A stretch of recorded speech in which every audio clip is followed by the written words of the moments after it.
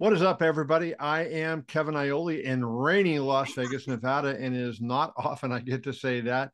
My guest right now is Jackie Cataline. She is going to be fighting on Power Slap 6 against the very popular Sheena Bathory. Jackie, welcome. Thank you for joining me. Thank you for having me. So, you have done a little bit of everything. MMA fighter, 4-3 record. You're a great wrestler. I see. By you went to the Olympic trials a couple of times. An electrician and a deputy sheriff as well. So, man, you've got a varied career already at 35 young years. Yeah, I dabbled in quite a few things, and I'm dabbling in something new now again. I just like to have lots of things on my resume, I guess. Have you seen either of the two fights that Sheena has had in her power slap career? I saw the official one that she had, which was the last one, which was the like viral knockout. I watched it. Um, so yeah, I've done a little bit of research. So she obviously is training to be an MMA. She is a judoka.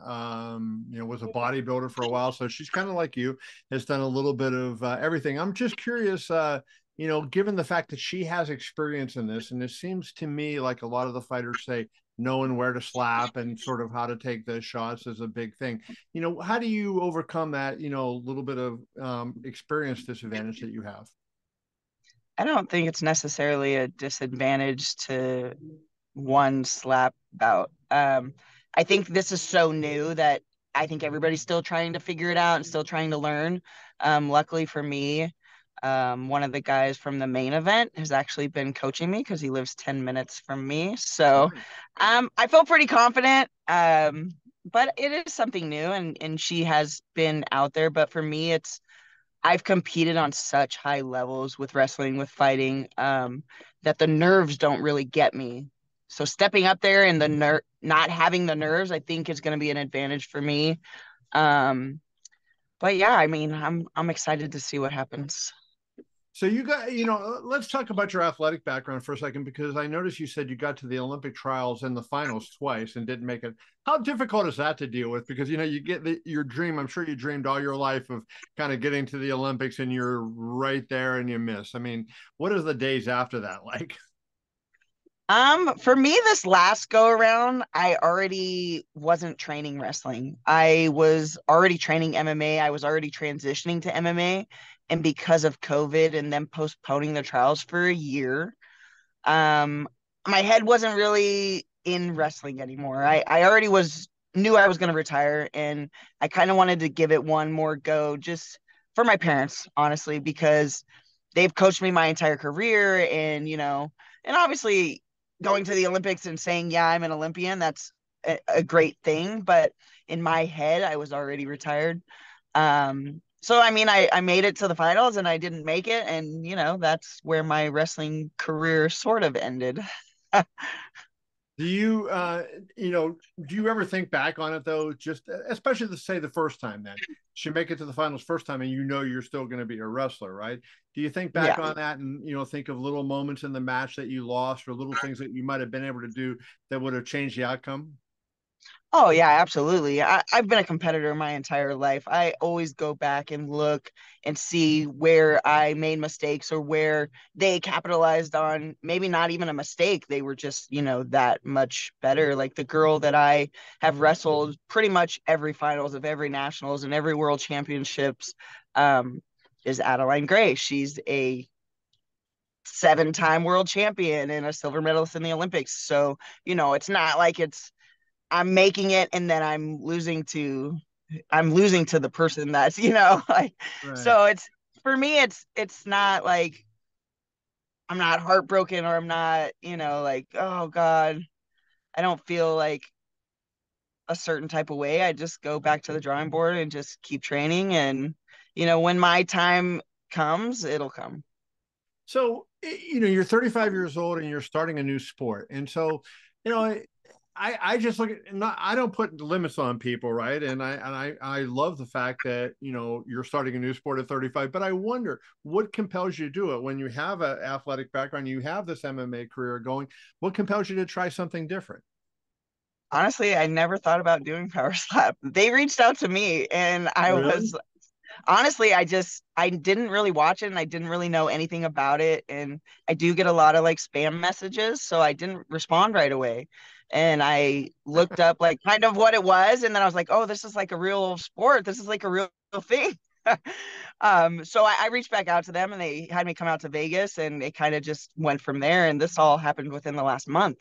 So it's not something that I necessarily see myself doing long term, Mm-hmm. but because of the people that are behind it and the people that brought me out, and it's a good opportunity in other areas. Mm-hmm. Say the UFC, say fighting, something that I'm actually working on pursuing. Um, it's gonna get my foot in the door for a lot of other things, especially if I knock her out. Sure. Now you got to the PFL. What you fought in the PFL Challenger Series, correct? Yes. Right. So you didn't make it to the PFL then. So I fought in the PFL Challenger Series 2 years in a row and didn't make it, and I won both fights. So, oh, that is tough. That is a tough yeah, one. That's a tough one to take. So I was guess I was going to ask you then. So if you're going to continue in MMA, the UFC would have to be the goal at this point. So what changes from an MMA standpoint to get you over the hump, right? I mean, obviously, anytime anybody has the kind of wrestling background you have, they're going to be a threat in MMA. What gets yeah. you over the hump in MMA to get that chance at the UFC? Um, I'm not really sure. I'm so new. Like, I've only been doing MMA for 2 years. So I have 7 pro fights in 2 years. I'm trying to stay active. My last fight was at Bellator 300, which I won. So I'm just trying to like put myself out there, and for a stage like this, I think, like it'll draw more fans in. It'll maybe Dana will be like, "Oh, well, he'll look into what I do." And like he had no idea that I wrestled when I met him, or, like any of that stuff. So it's just a lot of exposure. And I think the exposure is what is going to create the opportunity for me to fight in the UFC because I'm good enough. Sure. As I've watched a lot of the slab fights, and I've attended a couple of the events, I always wonder what is it that is the hook to people, right? And I've talked to a lot of people, and it seems like the younger you are, the more you like it. And I actually am having fun with it. I at first I didn't like it, I have to admit, but I'm having fun with it now. But I wonder when you watched it, were you horrified at first, or did you like it the first time you saw it? It was hard to watch the first time I watched it. It was really hard to watch because I'm so used to being in MMA, and yeah, you get punched and you get kicked, but you're able to defend yourself. And to just stand there and let somebody smack you, it's more of like it's like offensive to me, Yeah, like, and it stings. And so I was 50-50 when they reached out to me. I was like, oh, I don't think I would ever want to do this.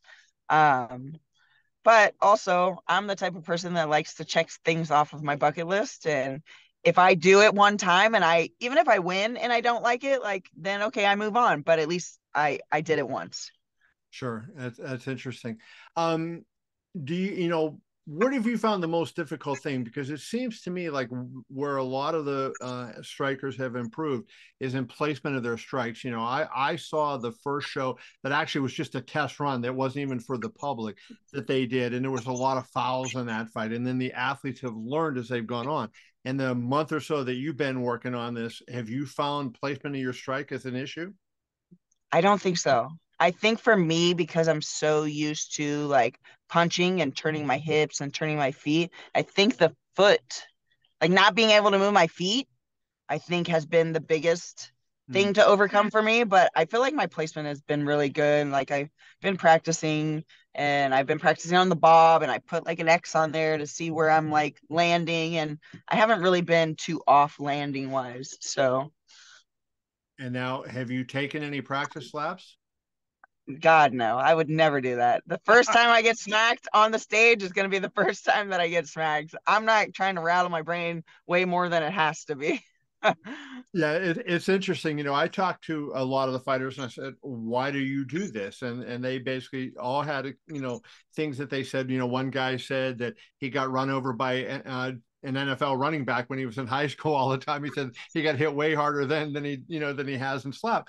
But I guess the one thing that I think is a serious justification is you're not getting like you're not getting hit in sparring and you're only taking the hits in the fight. So that, maybe that's the one thing that can create a long career for some of you guys.